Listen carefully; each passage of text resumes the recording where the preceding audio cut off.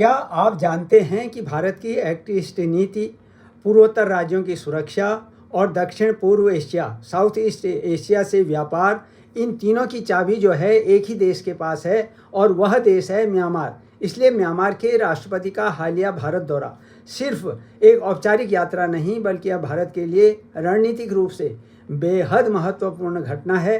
पद संभालने के केवल 2 महीने के भीतर राष्ट्रपति मिन आंग ह्लाइंग का भारत आना दोनों देशों के बीच संबंधों की अहमियत को महत्व को दर्शाता है। म्यांमार पिछले कई वर्षों से गृह युद्ध है और राजनीतिक अस्थिरता से जूझ रहा है।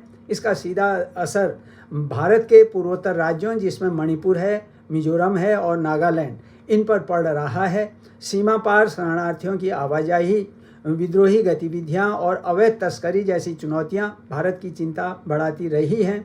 ऐसे समय में म्यांमार की ओर से यह आश्वासन कि उसकी धरती का उपयोग भारत विरोधी गतिविधियों के लिए नहीं होने दिया जाएगा, दोनों देशों के बीच विश्वास को मजबूत करने वाला कदम हम इसको कह सकते हैं।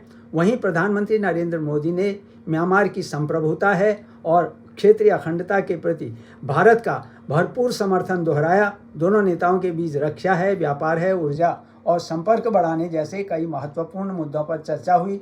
दरअसल म्यांमार भारत का एकमात्र ऐसा पड़ोसी देश है जो दक्षिण एशिया को दक्षिण पूर्व एशिया से जोड़ता है।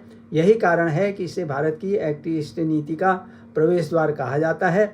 भारत और म्यांमार के बीच 1600 किलोमीटर लंबी सीमा है जो कई पूर्वोत्तर राज्यों से जुड़ी हुई है। Kaladan multi modal transit transport परियोजना और भारत म्यांमार थाईलैंड त्रिपक्षीय राजमार्ग जैसी महत्वाकांक्षी योजनाएं भी म्यांमार की स्थिरता पर निर्भर हैं।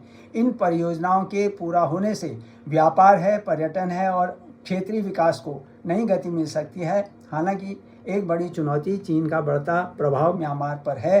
चीन म्यांमार का सबसे बड़ा निवेशक और आर्थिक साझेदार है। ऐसे में भारत के लिए म्यांमार के साथ मजबूत संबंधों को बनाए रखना रणनीतिक रूप से भी आवश्यक है, क्योंकि वह नेबरहुड फर्स्ट पॉलिसी का भी एक मुख्य देश है।